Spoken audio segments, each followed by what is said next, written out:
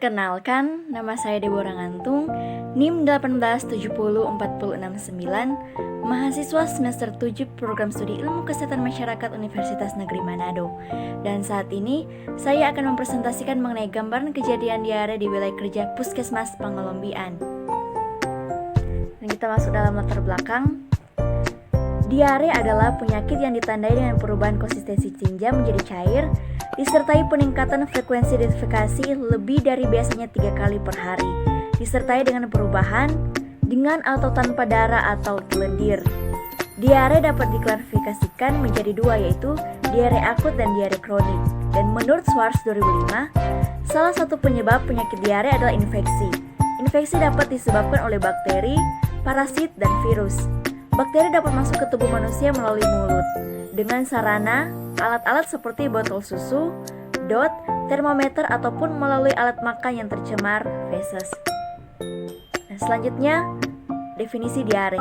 Menurut WHO 2009 menyatakan bahwa diare adalah buang air besar dengan frekuensi lebih dari 3 kali sehari dan berbentuk tinja lebih cair dari biasanya. Dan menurut Vivian 2010 menyatakan bahwa diare adalah pengeluaran feses yang tidak normal dan cair.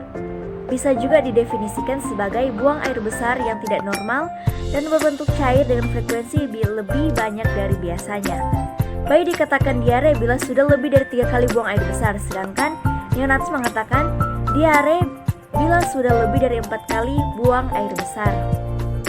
Nah, selanjutnya di sini ada etiologi. Nah, penyebab diare biasanya disebabkan oleh virus atau terkadang makanan yang terkontaminasi. Jarang sekali menjadi tanda gangguan lain seperti penyakit radang usus atau sindrom iritasi usus. Nah, gejala burpa sering air besar, encer, dan nyeri perut. Kebanyakan kasus dapat sembuh dengan sendirinya.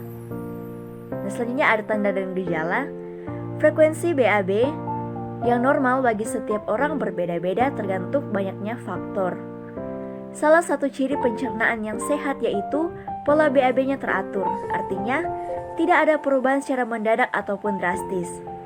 Seseorang dikatakan mengalami diare bila frekuensi BAB-nya menjadi lebih sering dari biasanya.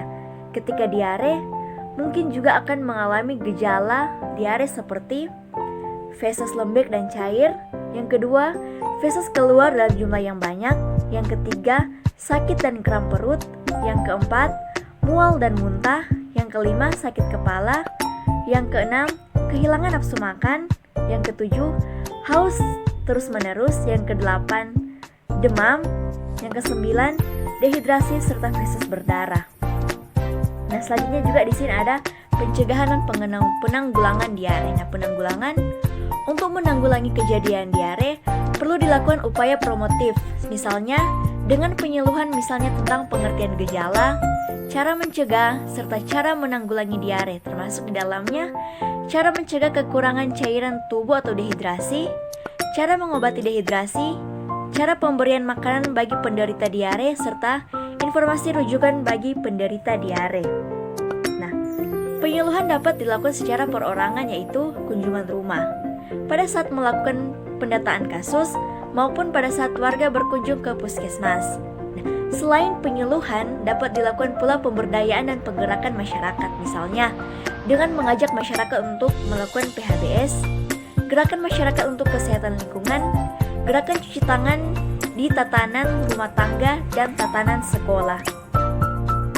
Nah, berikut juga ada pencegahan melalui rajin mencuci tangan, terutama sebelum dan setelah makan, setelah menyentuh daging yang belum masak, sehabis dari toilet atau bersin dan batuk. Bersihkan tangan dengan sabun dan bilas dengan air bersih. Yang kedua, mengonsumsi makanan yang sudah dimasak. Nah, hindari makanan, buah-buahan atau sayuran mentah yang tidak dipotong. Yang ketiga, minum air matang. Nah, selanjutnya di sini juga ada metode penelitian. Nah, jenis penelitian ini adalah penelitian kuantitatif yang bersifat survei analitik dengan pendekatan cross-seksional, yaitu data dikumpulkan dari objek yang sama atau berbeda dengan instrumen yang sama atau berbeda, tetapi dalam interval waktu yang tidak sama, menurut Sugiono 2018. Tempat dan waktu penelitian. Penelitian dilakukan di Puskesmas Pangelombian, Kota Tomohon, dan waktu penelitian pada bulan Juni sampai Oktober. Nah, selanjutnya ada populasi dan sampel. Masuk dalam populasi.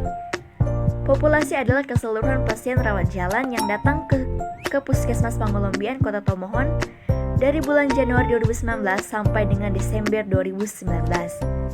Dan ada sampel. Teknik pengambilan sampel dalam penelitian ini adalah menggunakan purposive sampling, di mana responden dalam penelitian ini yang memenuhi kriteria inklusi dan eksklusi. Nah, selanjutnya juga ada pengumpulan data. Nah, tahap pertama itu tahap persiapan.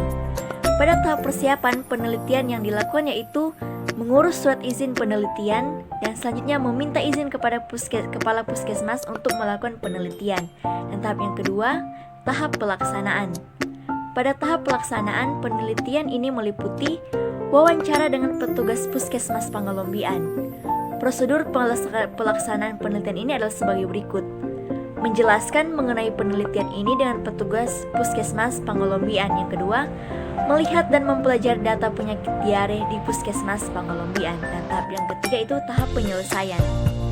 Pada tahap penyelesaian yaitu peneliti melakukan pemeriksaan kembali data-data yang sudah diperoleh dan selanjutnya peneliti mengelola data dan menganalisis data tersebut.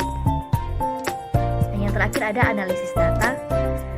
Teknik analisis data yang digunakan dalam metode penelitian ini dilakukan dengan menyusun data yang diperoleh dari hasil wawancara, catatan lapangan, dan dokumentasi secara sistematis.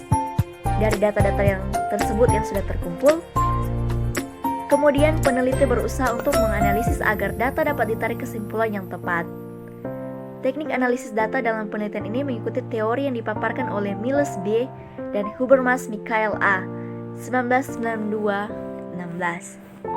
Sekian dari saya, terima kasih.